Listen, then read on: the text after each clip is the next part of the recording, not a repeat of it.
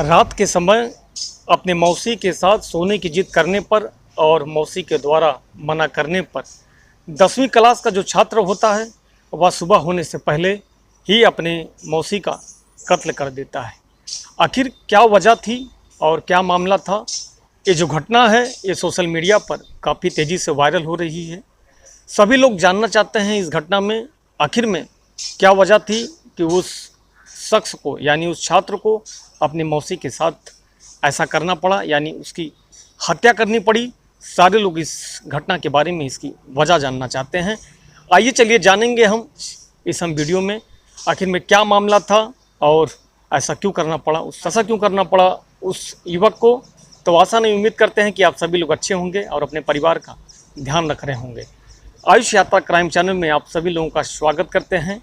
आपसे गुजारिश है कि अब तक अगर इस चैनल को सब्सक्राइब, लाइक, शेयर, कमेंट नहीं किए हैं तो कर लीजिए ताकि वीडियो का नोटिफिकेशन आपको पहले मिलता रहे। आप सब्सक्राइबर ही नहीं, आप यूट्यूब फैमिली हैं, परिवार हैं और इस परिवार को अपना ज़्यादा से ज़्यादा प्यार दें और सपोर्ट करिए।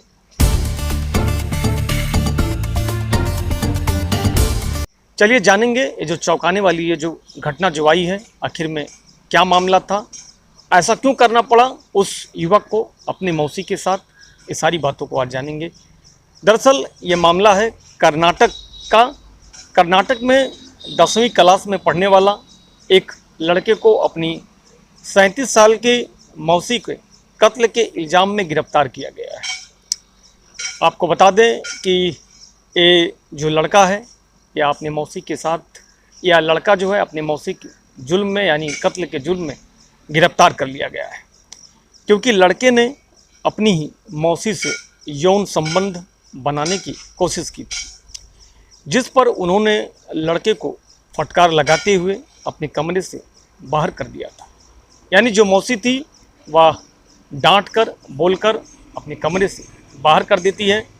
वह कहती है कि तुमको शर्म नहीं आ रही है, तुम भला मेरे साथ यानी अपने यानी खुद की मौसी के साथ तुम ऐसा भला कैसे कर सकते हो। और यही बात बोलकर, डांट कर उसे अपने कमरे से बाहर कर देती है। यानी जो मौसी होती है वो अपने कमरे से डांट कर, बोलकर बाहर कर देती है। पुलिस ने बताया कि ये घटना दक्षिण कन्नड़ जिले में हुई है, जहां 37 साल की एक महिला ने अपने घर पर और संदिग्ध परिस्थितियों में मृत पाई गई है। जब पुलिस मौके पर पहुंचती है तो महिला की लाश को देखते ही उसे शक हो जाता है कि कुछ तो गड़बड़ ज़रूर है। यानी जो पुलिस होती है वह लाश को यानी बॉडी को देखकर ही वह अंदाज़ा लगा लेती है कि मामला संगीन है। चलिए आइए जानते हैं दरअसल इस कहानी के पीछे पूरा मामला क्या है। 10वीं क्लास में पढ़ने वाला एक लड़का अपनी मौसी के यहाँ कुछ दिनों के लिए आया हुआ था। जिस दिन वह घर आया था उस दिन घर पर सिर्फ उसकी मौसी थी। उसके मौसा किसी काम से कर्नाटक से बाहर गए हुए थे। सब कुछ सही चल रहा था।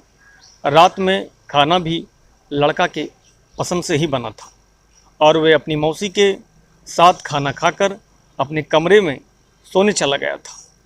पर कुछ ही देर बाद लड़का अपने कमरे से निकलकर मौसी के कमरे में आता है और बिस्तर पर उनके साथ लेटकर यौन संबंध बनाने की कोशिश करने लगता है। लड़के की इन हरकतों की वजह से जो उसकी मौसी होती है उनकी नींद खुल जाती है और उसने जब उस लड़के की जब हरकत को देखा तो देखने के बाद उसे डांटा और वापस अपने कमरे में जाने को कहा। लड़का उस वक्त चुपचाप अपने मौसी के कमरे से बाहर आ जाता है और आने के बाद वह अपने कमरे में चला जाता है। लेकिन बाद में उसे लगा कि कहीं मौसी इसकी इस हरकत के बारे में सुबह उसको माँ बाप और दूसरे घर वालों को ज़रूर बता देगी, ऐसा वह सोचने लगता है और मनी मन कर रहा था। उस लड़के को इससे डर लगने लगता है और जब वह डरने लगता है तो कुछ देर कमरे में जाता है और जो मौसी होती है उसकी सोई रहती है, नींद में रहती है, लिहाजा उस लड़के के दोबारा कमरे में दाखिल होने का उसे पता नहीं लगता है। यानी जो मौसी होती है वह गहरी नींद में रहती है। जब लड़का दबे पाँव जब उस कमरे में दोबारा प्रवेश करता है, जब उस कमरे में जाता है तो इस बात का उसकी जो मौसी होती है उसको जाता है तो मौसी को नहीं पता चल पाता है। लिहाजा लड़का तो दोबारा उस कमरे में दाखिल हो जाता है और होने के बाद जब बिस्तर के पास पहुंचता है, बिस्तर के पास पहुंचते ही लड़के ने बगल में रखे तकिए से गहरी नींद में सो रही मौसी का दम घोट देता है। जब मौसी उठती है, लेकिन लड़के ने इस कदर तकिए से मौसी का मुंह दाब रखा था कि उसको मौका ही नहीं मिलता है। वे सांस लेने के लिए तड़पती रहीं और लड़के ने पूरी ताकत से दोनों हाथ लगाकर उसके चेहरे पर तकिया दबाए रखा था। थोड़ी ही देर बाद दम घुटने की वजह से मौसी की मौके पर ही मौत हो जाती है। अपनी हरकतों को छिपाने की कोशिश में लड़के ने सुबह अपने पिता को फ़ोन करके बताया कि मौसी की हार्ट अटैक से मौत हो गई है। जिस वक्त ये घटना हुई थी तब घर में दोनों के अलावा और कोई नहीं था। इसीलिए लड़के ने सोचा कि वह अपने बातों में सबको उलझाकर कत्ल के इल्ज़ाम से वह साफ साफ बच निकलेगा। इधर पिता ने घर पहुंचने के द्वारा पुलिस को खबर कर दी जाती है और पुलिस थोड़ी देर में मौके पर पहुंच जाती है। मगर जैसे ही पुलिस लाश को देखा तो उसकी हालत देखकर पुलिस को शक हो जाता है। बीती रात घर में कुछ गड़बड़ जरूर हुआ था, ऐसा पुलिस को लगता है। लाश को पोस्टमार्टम के लिए पुलिस बॉडी को भेज देती है और भेजने के बाद जब पुलिस ने लड़के से पूछताछ करना शुरू किया तो लड़का जो होता है वो घबरा जाता है और अटपटी हरकतें करने लगता है।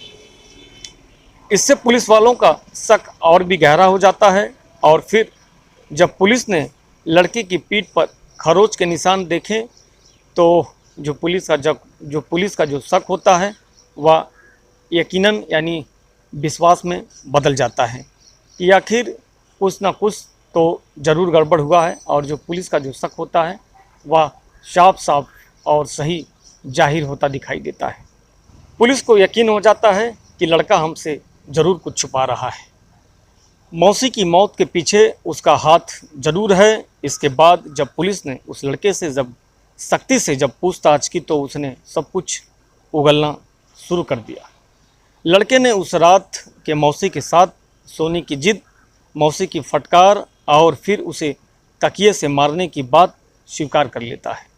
उसने ये भी बताया कि उसके पीठ पर जो खरोच आई है और मौसी का दम घोटने के दौरान ही आई है।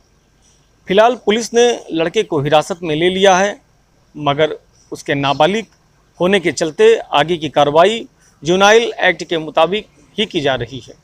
पुलिस का ऐसा कहना है कि सारी वारदात को घटना को अंजाम देने वाला वो लड़का जो था उसने अपने गुनाह को कबूल कर लिया है और सारी बातों को स्वीकार कर लिया है। पुलिस का कहना है कि जो हुआ सो ठीक नहीं हुआ, लेकिन आरोपी के खिलाफ विभिन्न धाराओं में मुकदमा दर्ज करके आरोपी को हिरासत में ले लिया गया है और पुलिस का कहना है कि आरोपी को सख्त से सख्त और कड़ी से कड़ी सज़ा मिलेगी और पीड़िता को इंसाफ मिलेगा। इस कहानी को सुनाने का मेरा मकसद किसी को ठेस पहुंचाना नहीं, किसी को दुखी करना नहीं, किसी को परेशान करना नहीं, बल्कि इस क्राइम की दुनिया में आपको सचेत और जागरूक करना है, ताकि आपको आयुष यात्रा चैनल आपको आगाह करता है कि आप अपना और अपने लोगों का ध्यान रखें, ख्याल रखें और क्राइम की दुनिया में देखते रहिए आयुष यात्रा क्राइम चैनल। अब तक अगर आपसे गुजारिश है कि आयुष यात्रा क्राइम चैनल को अपना ज़्यादा से ज़्यादा इस चैनल को अपना ज़्यादा से ज़्यादा प्यार दें और सपोर्ट करें। फिर मिलते हैं ऐसे ही न्यू रियल स्टोरी, एक सच्ची घटना, एक कहानी के साथ। तब तक के लिए हम आपसे विदा चाहते हैं। जय हिंद, जय भारत।